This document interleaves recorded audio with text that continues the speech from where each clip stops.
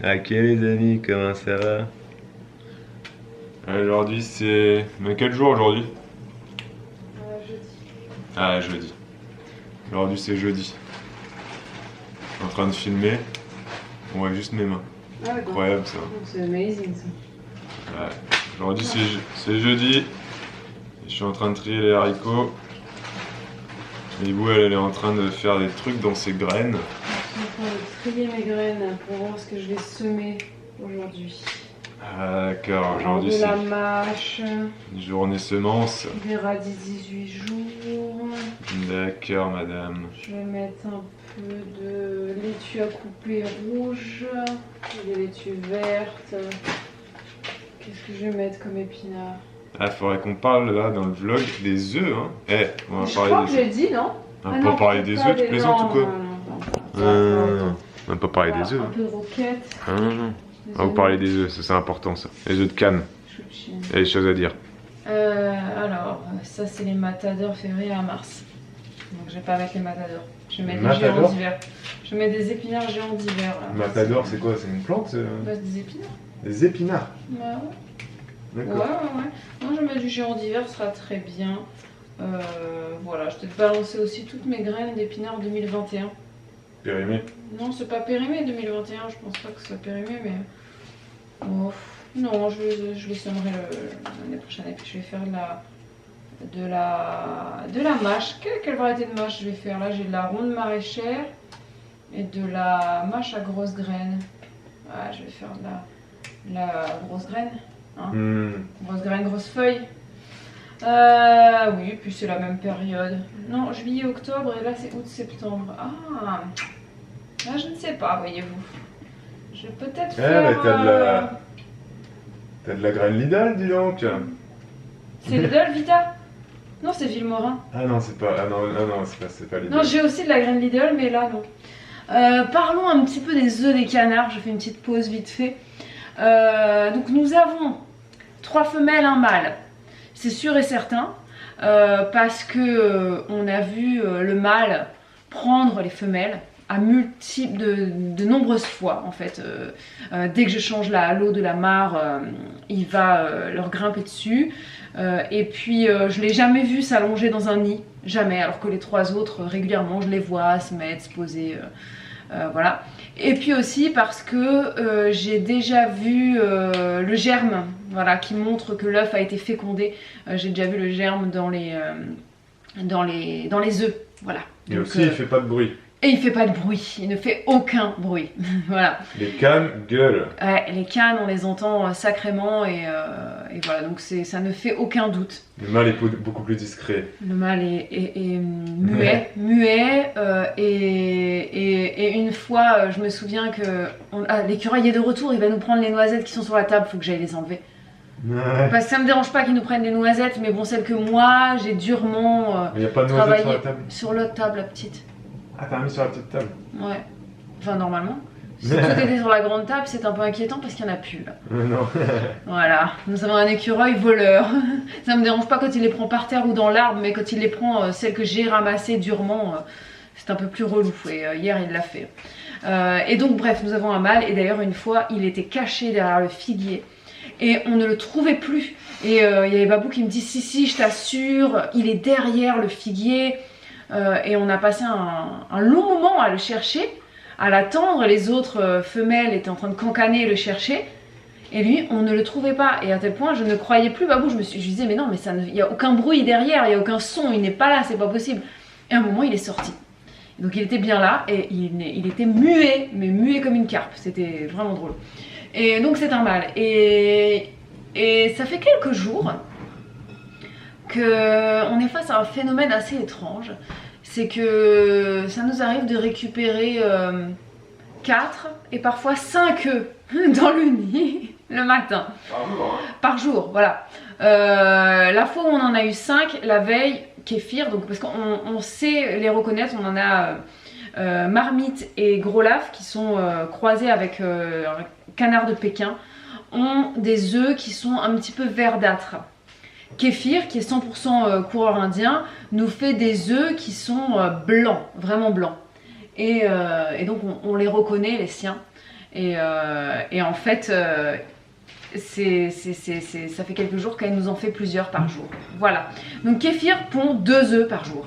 Ça y est, tu vas nous les montrer. Voilà, on va vous montrer quand même la différence. C'est pas... Parce que c'est toujours plus parlant que ce que je raconte. Bien sûr, voilà. Quand même, attends, c'est important de montrer. Mais donc oui, c'est quand même assez étonnant de voir qu'on a 2 œufs par jour de la part de kéfir. Et ce matin encore, on en avait 3. On avait 2 œufs qui sont un petit peu verts comme ça là. Légèrement. On les voit, hein, ils sont un peu verts.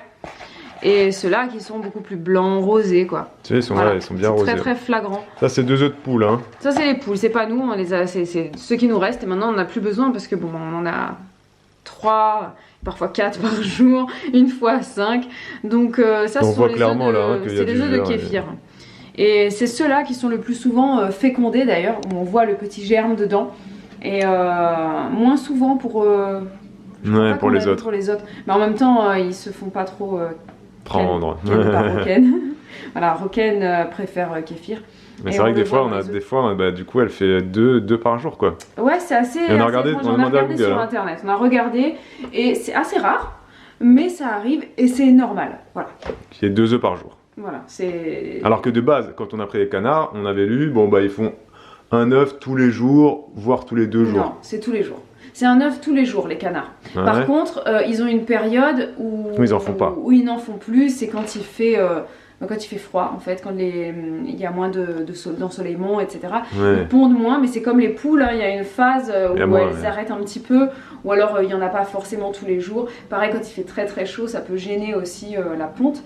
Mais là, actuellement, c'est vrai que le jour où j'ai ouvert au canard et que j'ai vu qu'il y en avait 5, j'étais pliée de rire. Je suis rentrée à la maison, je dis on a 3 cannes et on a 5 œufs. Comment est-ce possible? Voilà, bravo. C'était très étrange. On a de la chance. Allez, juste pour vous remontrer ça pour votre culture générale. Donc là, on a un œuf de poule qui est quand même de gros calibre. Hein. Regardez, voilà, par rapport à ma taille et à ma main. Nous, nos œufs de canard, pour l'instant, je dis pour l'instant parce qu'en toute logique, ils devraient être plus gros à un moment donné. Ils sont plus petits, hein. Voilà, ça se voit très clairement. Celui-là, c'est minuscule. Alors, on a lu sur internet, vous pourrez peut-être confirmer en commentaire s'il y a des aficionados de la volaille, que pour mieux conserver ces œufs de canard, il faut mettre la pointe vers le bas. Les poules, c'est pareil. Les poules, c'est pareil, effectivement. C'est pour ça que les œufs, vous les voyez dans les... De toute façon, les boîtes à œufs, les œufs sont toujours comme ça. Vous avez le gros côté rond, l'œuf est jamais comme ça. C'est parce qu'en fait, je crois que c'est une histoire de poche d'air qui... Je sais pas. C'est mieux de mettre la pointe. Mais c'est mieux de mettre la pointe en bas et ça permet... Et celui-là, il est minus. Ouais, celui-là, il est minus. Mais tu m'étonnes, elle en fait plusieurs. Ah oui, c'est ça. Oui. Mais c'est ça, elle en fait 2 par jour, mais c'est 2 minus. Donc au final... Mais il y a 2 jaunes, hein. Oui, et l'autre, on n'a pas dit, mais une fois, Marmite, elle nous en a fait un énorme. Une fois, Marmite n'a pas pondu.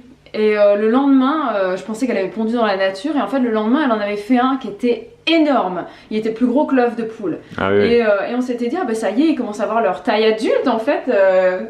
Finalement, non, il y avait juste 2 jaunes dedans. Il y avait 2, c'était assez incroyable. C'était un œuf double en fait. Un double œuf. Voilà. Et dernière chose sur les œufs. Oui, pour répondre à la question, vous pouvez manger des œufs de canne, comme vous pouvez manger des œufs d'oie, vous pouvez manger...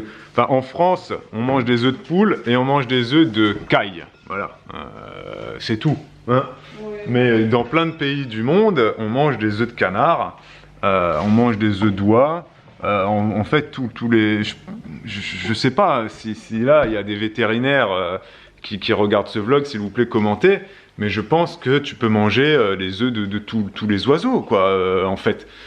Pourquoi est-ce que tu pourrais pas? Pourquoi est-ce que les serpents vont aller voler des œufs de tortue ou des œufs de... Ouais, des œufs de tortue, c'est pas le bon exemple. Mais des œufs de cygne ou je sais pas, mais s'il faut aller un œuf de cygne, tu peux le bouffer aussi. Un œuf de pigeon, c'est pareil, je vois pas pourquoi tu pourrais pas le manger. Après... C'est vrai qu'en France, on se dit ouais, mais c'est des animaux sauvages, donc je vais pas les manger. Moi, je préfère. Voilà. Donc oui, effectivement, sur Internet, quand tu cherches, ils disent que voilà, vous pouvez manger les œufs de vos canards, de même que tu peux manger les œufs de toi, etc. Je le reprécise. Mais ils disent que c'est des œufs qu'il faut cuire quand même un peu plus. tu vas pas manger un œuf à la coque de canard. Voilà, c'est pour éviter tout risque de salmonelle notamment. Mais là encore, moi je mets toujours un bémol à ça. Je vois pas pourquoi mes canards. Je vais pas m'y risquer à faire un œuf à la coque de mes canards parce que je l'ai lu sur internet. Mais si je l'avais pas lu, je l'aurais fait. Parce qu'en fait, pourquoi est-ce que mes canards, ils auraient plus le risque d'être malades et de me transmettre X ou Y maladie plutôt que des œufs de poule que je vais acheter à Carrefour? Ouais, mais c'est parce que les poules... Les canards, ils se nourrissent de choses qui sont dans des, comment dire, des genres de marécages. Parce que nous, les canards, ils vont aller... S'il y a une flaque de vase, ils se réjouissent d'aller manger. Bien sûr, mais un poulailler chez un particulier, c'est pareil. C'est un peu n'importe quoi. Un poulailler... tu balances à tes poules un peu tout et n'importe quoi. Il y a des gens, ils ont des poules qui vont en... Et qui mangent des restes de viande aussi, c'est vrai. Qui vadrouillent dans le jardin. Il y en a, ils ont des poulaillers bien poulaillettés, là. Et il y en a qui ont des poulaillers qui sont bien plus sales que l'environnement de nos canards, c'est vrai. Et puis des œufs de poule que tu achètes à Super U, c'est pareil. Tu sais pas comment on grandit les poules. Oui, mais ils sont contrôlés, ils ont des normes, les éleveurs de poules, etc. Ils sont sous antibiotiques, etc.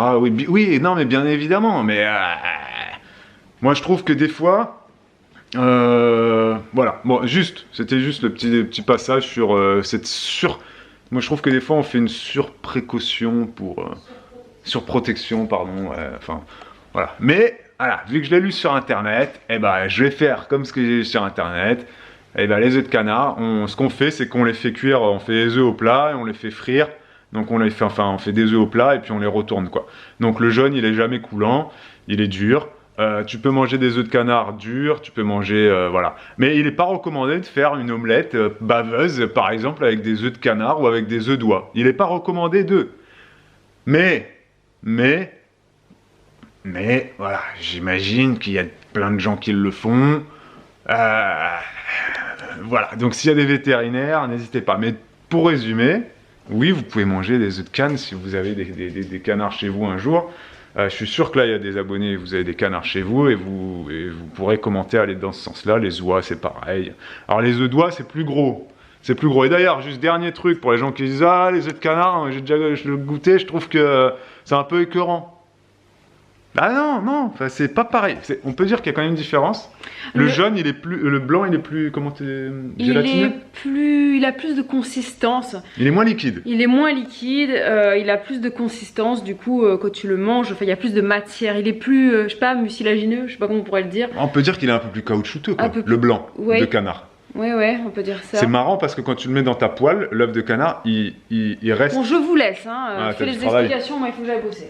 Il reste, vraiment, ça fait un rond, pas un rond parfait, mais voilà, t'as l'impression d'avoir un petit œuf au plat, alors que un œuf de poule, quand tu le balances dans ta poêle, le blanc, enfin ça dépend des œufs encore, mais le blanc il est très liquide, donc il fait une forme un peu approximative, plus comme que si tu veux verser une pâte à crêpes, quoi, tu vois.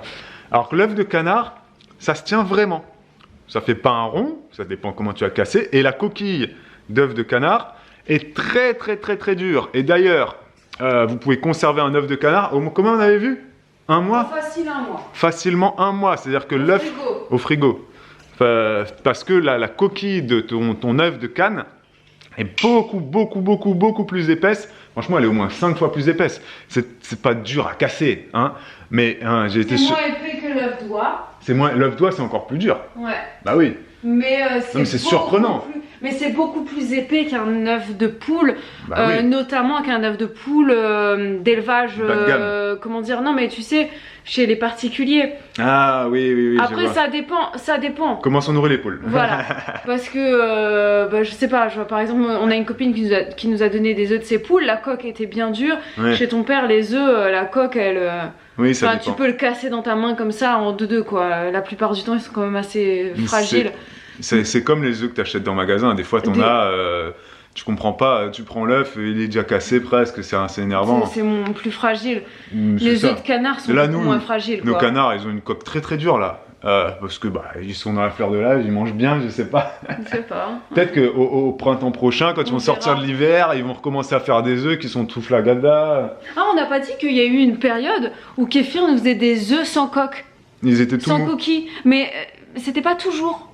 Elle en faisait un tout mou et puis un dur en fait. Non mais ça a une forme d'œuf par contre, ça avait une forme d'œuf. Mais il y a tout mou. l'œuf, c'est-à-dire qu'il n'y a pas la coquille. Voilà, c'est ça. Il y a toute la membrane autour qui est très épaisse. La membrane gélatineuse. Et qui est solide. Oui. C'est comme la poche de l'utérus. De l'utérus, comment ça s'appelle qui entoure la poche des os. Ouais, Voilà. c'est ça. Et c'est pareil pour les canards, enfin pour les poules Les aussi. œufs. Ils ont une membrane comme ça en fait qui protège du coup, parce que la coquille elle est poreuse et du coup ça permet vraiment de maintenir l'œuf dedans. Et donc il y avait cette membrane qui était bien là, qui était bien épaisse, bien solide, mais il n'y avait pas de coquille. Du coup il se cassait pas, tu le tenais comme ça dans ta main, il coulait pas en fait. Et on les a mangés. Voilà, il faut les manger rapidement par contre parce que c'est. Il fallait du coup tu les as percés au couteau. Bon, oui, j'ai fait une petite pointe avec le couteau. Et le truc, c'est qu'on avait regardé sur internet si c'était pas une maladie ou quelque chose. Et je sais plus ce que j'avais trouvé là-dessus, mais c'était pas inquiétant. La coquille s'était pas formée quoi. Voilà, et vu qu'elle en fait 2 par jour, effectivement, peut-être que ça allait trop vite pour son corps. Et maintenant, c'est bon, elle a le rythme, mais elle en fait 2 durs par jour. Voilà. Vous avez probablement appris plein de choses sur les œufs dans ce vlog. C'était Nature à découverte. On vous laisse. Ciao. Un autre truc dont j'avais envie de vous parler là. Attends, je vais vous filmer Bibou. Ça dégaine. Attendez. Regardez là. Elle repart dans le jardin. Là, ça faisait un moment. Oh non, c'est tout flou. Mais qu'est-ce que tu me fais? Mais voilà. Voilà, ça marche pas. On va faire les choses rapidement. Mais on peut pas faire les choses. Ah, ça arrive. Ah, ça, t-shirt. Elle a son t-shirt jaune. Elle a du pantalon Lidl, des Crocs. Une banane derrière. Ça fait un moment que Bibou elle est pas allée s'affairer dans le jardin. Parce que y a des périodes dans le jardin où il n'y a pas grand chose à faire. N'est-ce pas? Et donc là elle repart sur... Oh, je l'ai perdu. Ouais. Elle repart sur les semis, vous avez compris, pour les légumes d'automne-hiver. Voilà, donc la mâche notamment. Mais il n'y a pas que ça. Bon, elle vous en reparlera, de toute façon, on vous en reparlera. Et puis après, on aura aussi gros chantier où il faudra qu'on commence à arracher tous les pieds de tomates, les haricots, etc. Je veux faire un petit peu propre. Mais on continue d'avoir des tomates, hein, notamment les tomates cerises sous la serre, là, les tomates cerises poire jaune. Je vous les ai déjà montrées, hein, c'est les petites tomates cerises qui sont jaunes et qui ont une forme de poire. Hein. Voilà, les tomates comme ça. Voilà, vous voyez. Hop, voilà, petite tomate là. Ça c'est incroyable, on y va. On y va tous les 3 jours, enfin on en mange tout le temps. Des fois on en avait tellement qu'on commençait à en manger même pour le goûter. Pour le goûter, on en donnait aux filles, nous-mêmes on en mangeait. Pour le goûter, on mange beaucoup de fruits. Et on mangeait même des tomates cerises pour le goûter à un moment donné, c'était assez incroyable. Bref, et moi je voulais vous dire un truc, oui, donc là je vais... ce matin je vais accompagner Elena à la piscine, maintenant Elena elle a changé de classe. Donc elle est avec les grands, donc les grands jusqu'au CM2. Et donc j'avais un peu d'appréhension parce que donc je suis allé voir la maîtresse, j'ai dit ouais bon bon Elena elle sait pas nager quoi, donc comment dire, elle a 7 ans hein, donc elle sait pas encore nager quoi. Tous les autres ils savent nager parce que du coup dans sa classe elle a des enfants qui ont 8 ans, 9 ans et 10 ans. Parce qu'Elena elle a sauté, elle a jumpé hein, pour ceux qui sont pas au courant, qui ne regardent pas tous les vlogs. Elle a sauté de classe là, donc elle me dit ah mais... T'inquiète pas, ça va bien se passer. Et puis la maîtresse, on commence à la tutoyer la maîtresse parce que voilà, c'est une école familiale. Et la maîtresse elle me dit la semaine dernière, je lui dis ouais bon ça m'inquiète un peu. Enfin non, je lui dis pas ça, je lui dis ouais bon tu me diras comment ça s'est passé pour Elena et tout, parce que bon voilà elle sait pas nager, il faudra faire attention, etc. Elle me dit non mais pourquoi? Tu t'inquiètes? Mais t'as qu'à venir si tu veux. Et je dis ah bon, je peux venir à la piscine? Je dis bah oui si tu veux tu viens. Je dis ah bah d'accord ok super, bon je viens la semaine prochaine. Ah, vous voyez comment ça se passe dans notre école, hein, c'est assez cool. Donc je vais y aller là, je dois partir dans 20 minutes. Et je pense que je vais y aller juste aujourd'hui. Et puis après je laisserai ma fille faire sa vie. Mais voilà, c'est juste pour voir comment elle se débrouille avec les grands. même s'il y a un petit bassin, un grand bassin évidemment dans la piscine, et que le grand bassin elle n'y va pas, sauf si elle a une ceinture, bien évidemment, parce qu'elle ne sait toujours pas nager. Mais cette année je pense que c'est bon, là ils ont 3 mois de piscine avec l'école, je pense que c'est bon, ça va le faire. Elle va suivre les grands là, elle va aller voir barboter comme des grenouilles ou comme des dauphins là. C'est bon, elle va s'y mettre. Et hier, donc j'ai emmené Elena aussi. Là, on est en mode de quel sport faire. Donc, Olivia et Noémie, on les a inscrits à la gym. Voilà, je les ai réinscrits aussi au multisport. Voilà, c'est pas des gros tarifs. Hein, c'est pas très cher par chez nous. Ça coûte. Le multisport, ça va nous coûter 75 € l'année, je crois, par enfant. Et la gym, 110 ou 120 €, 120 € je crois, par enfant. Donc c'est vraiment pas des grosses sommes. Et pour Elena, elle voulait faire de la danse, donc on l'a inscrit à la danse. Même cours de danse que Bibou a fait il y a quelques jours, mais Bibou, elle n'a pas aimé. Elle vous a pas fait son retour, mais elle n'a pas du tout aimé. Donc on espère que Elena, elle va aimer. Après, c'est son œil d'enfant, son inexpérience d'enfant aussi, voilà, donc, une enfant va pas avoir le même ressenti qu'une adulte de 35 ans. Mais bon, elle a pas du tout aimé, c'est trop facile. Ouais. Voilà, elle danse mieux que la prof. Elle a pas accroché du tout. C'est pas de son niveau. Elle a besoin de cours de danse qui envoient du pâté, quoi. C'est vraiment. Et là, bon. Ça n'allait pas du tout. On était plus sur de la danse que tu vas faire l'été à la mini-disco de ton camping, tu vois ce que je veux dire. Sur du kuduro et des trucs comme ça, quoi. De la danse de feria, voilà, de la danse basique, quoi. Donc, et on espère qu'Elena, elle va kiffer, parce que si elle kiffe pas, on ne sait pas ce qu'on va lui faire cette année. Ouais, je vais sûrement la réinscrire en multisport. Hier, je l'ai emmenée à l'athlétisme. Je lui ai dit, ah, tu veux pas tester l'athlétisme? Elle m'a dit, ah, ouais, trop bien l'athlétisme. J'étais trop content. J'ai dit, ah, c'est cool. L'athlétisme, elle me dit, ouais, c'est super. Je vais pouvoir faire du saut à la perche, du saut en longueur, du saut en hauteur. Elle était toute excitée. Alors, j'ai dit, calme-toi, le saut à la perche, ce sera pas tout de suite. Hein. Déjà, tu vas courir, vous allez sauter, vous allez lancer des petits ballons. Vous n'allez pas lancer du javelot tout de suite et tout. Là, tu seras avec les 7, 8, 9 ans. Eh ben, grosse déconvenue, hein. Le cours, il a duré 1h30, que des garçons. Alors, comment dire pour pas me faire taper sur les doigts? Mais c'est dur, vraiment c'est dur en fait. Je pense que tous les parents de filles, vous pouvez commenter, mais c'est très dur quand t'as une fille de lui trouver un sport, parce que dès que t'as que des garçons, bah c'est foutu en fait. Et je m'en rends compte maintenant. J'avais pas moi ce regard-là. Moi, je suis un homme, comme vous pouvez le constater. J'étais donc un petit garçon et j'ai un frère. Voilà, donc ma mère va pas non plus probablement comprendre ce que je vais m'apprêter à dire maintenant. Mais c'est très difficile. Là, c'était un groupe de 20. Ils étaient 20, il y avait 5 filles. 15 garçons de 7 à 10 ans. Et je les observais, les filles n'étaient absolument pas considérées dans le groupe. Et là, on parle d'enfants, il y avait juste 2 garçons qui étaient là, qui allaient vers les filles, qui leur passaient la balle, des fois ils faisaient des relais, etc.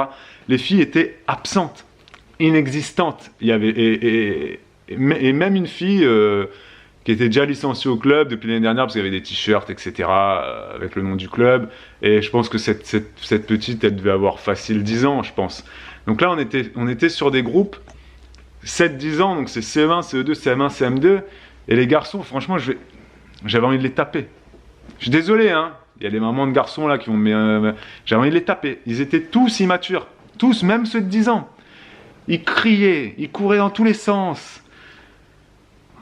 Ils parlaient pas aux filles. Ils passaient pas la balle aux filles. Ils se passaient la balle entre eux. Ils écoutaient pas le coach. Ils comprenaient rien aux exercices. Il y avait une course, il fallait faire le tour du plot. Et tu passais la balle à l'autre, et c'était juste un relais, quoi. Enfin, un truc basique, quoi. Et les gars, ils étaient là, pas tous, hein, je le répète, il y avait 2 ou 3 garçons qui étaient d'une maturité... j'ai jamais me faire taper, mais voilà, d'une maturité à l'égal des filles, je suis désolé, mais faut le dire. J'ai été un garçon, et probablement que j'étais un petit con aussi pareil, mais c'est vrai, c'est la vérité, les gars. C'était insupportable. Et au multisport, l'année dernière, c'était pareil. Elena, elle était dans un groupe, il y avait 4 filles pour 8 garçons. Il y avait un garçon que tu pouvais sortir du lot. Tous les autres, ça n'allait pas du tout. Ils s'allongeaient par terre, ils se roulaient par terre. Ils écoutaient pas le truc, ils faisaient pas les exercices. Ils criaient, enfin c'était insupportable. Et là, du coup, moi j'emmène ma fille à l'athlétisme, je suis tout content, elle est surexcitée. Elle sort de là, elle me dit, mais papa, mais je veux pas retourner, c'est pas possible. Elle a 7 ans, ma fille. Elle me dit, papa. Je dis, comment c'était, Elena? Elle me fait, ça. Et je dis, oh, c'était comme ça ou comme ça? Elle me dit, Je dis, t'as aimé quelque chose? Ils ont, tu sais, à la fin, ils ont joué aux éperviers et tout. Ils ont fait une balle aux prisonniers, les gars. Ils ont fait une balle aux prisonniers pour, voilà, se découvrir, jouer un petit peu, se faire du jeu, tu vois. Je vous promets, de toute la partie, les 5 filles, elles n'ont pas été touchées une seule fois, les gars. Pas une seule fois. Les garçons, ils se mettaient devant les autres garçons. Ils se mettaient devant, comme ça, comme des Mongols. Vas-y, touche-moi, touche-moi, touche. Je vous jure, c'était tellement énervant. Quand t'es là, t'es le papa d'une fille, tu regardes ça. T'as envie de tous les prendre, de les mettre dans un coin comme ça et de dire juste aux gens qui sont calmes et qui ont vraiment envie de faire le jeu. Parce que tu joues à la balle aux prisonniers, le jeu c'est de s'enfuir. Non, là ils se mettaient tous devant, ils faisaient une ligne comme ça. Et ils disaient, vas-y, lance-moi la balle, touche-moi. Et ils étaient tout contents de se faire toucher. Parce que bah, ils savaient très bien que quand tu te fais toucher, tu vas en prison.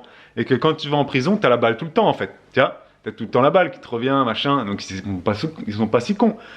Mais tout ça pour dire que, là je me rends compte de plus en plus. Je comprends, je vais encore me faire taper. Hein. Mais je comprends les gars qu'il y ait des sports qui soient genrés en fait. Tu peux pas faire du non-genré à cet âge-là. Tu es obligé de genrer. Donc je comprends que les filles, elles aillent faire de la danse, qu'elles aillent faire de la gym, qu'elles aillent faire de la natation, de l'équitation. Je comprends qu'il n'y ait pas beaucoup de filles en basket en fait. Je comprends qu'il n'y ait pas beaucoup de filles en foot. Parce que c'est super dur à cet âge-là. C'est super dur. C'est là, je regardais les groupes d'athlétisme des plus grandes, donc celles qui étaient au collège. Ben là, ça n'a plus rien à voir. Au collège, ça va. Les garçons, les filles, ils se mélangent. Ils discutent entre eux. Ils commencent à se dragouiller un petit peu. Mais ils font le sport. Ils sont sérieux. À partir de 12 ans, ils sont sérieux. Mais avant, c'est super dur. C'est super, super dur. Et là, de voir des garçons de 10 ans, CM2, d'agir comme s'ils étaient en CP, je vous jure, ça m'a fait mal au cœur. Je regardais les 5 filles comme ça, elles étaient invisibles. C'était des plantes vertes. Et la coach, c'était une fille de 20 ans. Elle, c'est pareil, j'ai envie de la secouer, j'ai envie de lui dire, mais tu vois pas ce qui se passe? Et la semaine prochaine, donc on va y retourner avec Elena. Je lui ai dit, on y retourne, Elena, moi je te propose, on y retourne. Ça fait 11 minutes que je parle de ça. Je vais me faire taper là dans les commentaires. Je sens là. On va me dire, ah, les clichés sur les garçons qui sont perturbateurs. Les gars, c'est pas des clichés. C'est pas des clichés. Il y a des filles qui sont reloues. Hein. Ça existe, hein, les filles qui perturbent les cours, qui écoutent pas. À l'école, et on en a des filles hein, dans notre école. C'est pas une grande école, mais on a des filles aussi qui partent dans tous les sens, qui crient, qui courent dans tous les sens, machin. Oui. Mais les gars, et oui, ça existe aussi les garçons qui sont très très calmes. Mais voilà, à un moment donné, il faut quand même aussi être conscient d'eux, quoi. Enfin, faut arrêter, on n'est pas fait pareil. C'est vrai, c'est vrai. C'est vrai. Les filles, vous êtes matures beaucoup plus vite que nous. Et là, ça se voit, ça se voit. Le gars, il y a 10 ans, il se comporte comme s'il était au CP, c'est pas possible. Et donc, j'ai dit à Elena, j'ai proposé, j'ai dit, écoute Elena, t'as pas aimé, je suis d'accord avec toi, moi aussi j'ai pas aimé. Je lui ai dit, moi, je suis ton papa. En plus, je suis le seul papa qui est resté pendant tout le cours, tous les autres, c'était parti. Personne n'est resté. Alors que c'était porte ouverte, hein. Porte ouverte pour venir tester. Les parents, ils déposent leurs enfants, ils s'en vont. Non, c'est porte ouverte, tu restes, tu regardes un peu comment ça se déroule le cours, tu regardes comment ils articulent, je sais pas, bref, c'est un autre sujet ça. Et vous sentez que je suis énervé là. Donc j'ai dit, écoute, moi aussi j'ai pas aimé Elena. J'ai pas aimé le cours, j'ai pas aimé l'attitude des garçons, j'ai pas aimé voir les filles mises à l'écart comme ça. En plus, mais après je l'ai rassuré, j'ai dit, mais là Elena, vous avez pas vraiment fait de l'athlétisme. Vous avez juste fait un cours de découverte. Vous avez couru, vous avez fait un petit peu des courses, des relais, puis vous avez fait des jeux de ballon, mais en athlétisme, tu vas pas faire ça. Vous allez courir, vous allez sauter, vous allez faire plein de choses. Il n'y a pas de collectif en cours d'athlétisme, à part pour les courses de relais. Mais il y a très peu de collectifs, donc t'inquiète pas. Et ceux qui perturbent le cours, ceux qui crient, ceux qui sont pas agréables, essaye de les ignorer un maximum. Profite du cours, profite du sport que tu fais. Plus vous êtes en plein air. Donc on y retourne la semaine prochaine. Ça c'est tout ce que je lui ai dit à Elena. Hein. Mais j'ai vraiment insisté là-dessus. Hein. Ignore les gens que tu considères voilà, sans intérêt. Tu les ignores. Voilà. Ces gens-là, t'en auras toute ta vie. T'en auras toute ta vie, des gens qui sont un peu plus bêtes que toi. Donc essaie de les ignorer un maximum, des gens qui n'écoutent pas dans la classe, qui n'écoutent pas en cours de sport, qui perturbent, qui n'écoutent pas les règles. Essaye de les ignorer un maximum, concentre-toi sur toi et sur ceux qui sont comme toi et qui écoutent, parce que c'est pas facile. Et donc je vais proposer de retourner la semaine prochaine et puis voilà, ce sera le dernier essai et puis j'espère que ça va mieux se passer. Je vais aller voir la prof, hein, la coach, je vais lui dire que la semaine dernière, ça n'allait pas du tout en fait. Il n'y avait rien qui était tenu. Donc peut-être que c'était l'euphorie de se retrouver, parce que c'était des garçons aussi qui étaient déjà ensemble depuis l'année dernière. Donc voilà. J'ai dit à Elena, on teste une deuxième fois, on voit. Et si t'aimes pas, j'espère qu'elle va aimer la danse. Hein. Et je lui ai dit, si t'aimes pas l'athlétisme, écoute, tu peux refaire du multisport. Tu seras peut-être dans un nouveau groupe, tu connais déjà le prof. Parce que voilà, elle voulait plus refaire le multisport parce qu'elle est pareil, elle avait pas aimé. Il y avait trop de garçons qui couraient dans tous les sens, voilà, compliqué. S'il y a j'aimerais qu'il y ait des commentaires là sur ce sujet-là, que vous soyez parents de garçons, de filles. Est-ce que vous comprenez un peu ce que j'essaie de vous dire là? Cette histoire de différence garçon-fille, ça se voit de plus en plus et c'est de plus en plus dur à gérer pour nous les parents. Vraiment. Et j'ai l'impression qu'il y a beaucoup de parents de petits garçons en fait qui sont pas conscients de ça. Ils sont contents de voir leur petit garçon être heureux, courir dans tous les sens, etc. Je le vois, les parents, ils sont tout contents. Mais en fait, faut canaliser en fait. Faut réussir à canaliser ça et faut réussir à faire comprendre à vos petits garçons que en fait, ils sont pas tout seuls sur Terre, quoi. Et je pense que ça commence dès maintenant, les gars. Dès maintenant, parce que plus tard, ça peut avoir des comportements qui s'aggravent envers les filles. Tu vois? Si là, déjà, à 7-8 ans, un groupe de 20, où il y a 75% de garçons, les 5 filles sont totalement ignorées, totalement absentes. Alors il y en a qui diront non, c'est peut-être juste de la gêne, parce que les garçons n'osent pas parler aux filles. Non, non. Ça peut se dégrader, ça, plus tard. Ça peut se dégrader. Et ça peut amener des comportements voilà. Vous voyez ce que je veux dire. Je pense que c'est dès le plus jeune âge. Il faut vraiment expliquer aux garçons que, en fait, la fille, elle est comme toi. Elle n'est pas plus faible que toi. Et quand tu joues à un jeu avec une fille, tu lui passes la balle et t'arrêtes de casser les couilles, quoi. Vous voyez ce que je veux dire? C'est important, ça. C'est important. Et en fait, si les parents, ils restent pas au cours de sport aussi, ils peuvent pas se rendre compte de ça. Si tu vas pas au cours de basket de ton enfant, comment tu peux le savoir, ça? Tu vois ce que je veux dire? Bref. Allez, je vous fais des bisous. Ciao. Bon, quelle heure est-il 15h. Il doit déjà être 15h. Il est déjà 15h. Le temps passe tellement vite. Punaise. Je suis en train de faire un petit peu de couture. Je voulais vous en parler, mais avant, je voulais faire vite fait un petit retour sur ce que Babou vient de vous dire. Je suis bien évidemment tout à fait de son avis. J'emploie pas toujours les mêmes mots que lui parce que je suis beaucoup plus diplomate, on va dire. De façon générale, mais bien évidemment que je suis de son avis et je pense que... Oula, je suis toute noire. Voilà, c'est bon. Et je pense que vous êtes également très nombreux et nombreuses à être de son avis. Du coup, de notre avis. Voilà, je ferme les stores parce qu'il fait méga chaud. Et qu'est-ce que je voulais? Oui, clairement, j'en ai discuté aussi avec beaucoup d'assistantes maternelles et beaucoup d'instits, voilà, qui nous rejoignent eux aussi. Donc voilà, le débat est clos. En tout cas, là, je suis en train de préparer un petit patron de couture. Je vais faire un petit short pour les filles. Alors, je sais pas trop en quelle taille je vais le faire. Au départ, j'étais partie sur un patron de short assez classique que j'ai simplifié encore plus pour faire juste un élastique à la ceinture. Et je l'ai fait en 6 ans. Sauf qu'en coupant mes pièces, je me suis rendu compte que le tissu dans lequel je suis en train de le faire est beaucoup trop fin. J'ai utilisé une vieille robe, une robe qui était en très bon état, que j'ai récupérée d'une de mes cousines. Et en fait j'ai coupé le tissu, c'est de la double gaze, comme ça, voilà. Et je l'ai récupéré et je me suis dit voilà, il y a de quoi je pense faire un short dedans en respectant bien le droit fil. Donc j'ai fait ça, sauf que le tissu étant très très fin, je me suis dit que ça allait pas le faire, on va voir la culotte au travers et tout, ça va pas être très joli. Donc j'ai doublé. Je me suis dit qu'est-ce que j'ai sur la figure? Ah non, c'est l'écran qui est sale. Et du coup j'ai doublé mes pièces et du coup vu qu'il va falloir que je les couse ensemble, je vais forcément perdre un petit peu de marge de couture, ce qui fait que je pense que je serai plus dans un short 6 ans mais plutôt dans un short 4 ans ou 5 ans, je sais pas, on verra ce que ça donne. De toute façon nous les filles sont très très menues, donc voilà, ça servira bien à quelqu'un et si c'est sympa, je garderai ce patron pour faire d'autres shorts parce que je me suis acheté de la double gaze sur un site, voilà, je sais même plus où est-ce que je les ai achetés d'ailleurs. Et j'ai acheté la double gaze, donc je me suis dit je vais pouvoir faire des... Ah, c'est sur AliExpress que j'ai dû prendre ça. Et ils sont très jolis, donc je vais voir si c'est sympa, je vais peut-être faire des petits shorts avec, parce qu'il n'y a pas une grande largeur, j'ai pas pris 1 mètre, j'ai pris 50 cm. C'était vraiment juste pour voir la qualité du tissu. Et dans 50 cm de tissu, même si ta laise, elle fait, enfin la largeur du coup fait 1m40, t'as pas de quoi faire beaucoup de choses dedans, voilà.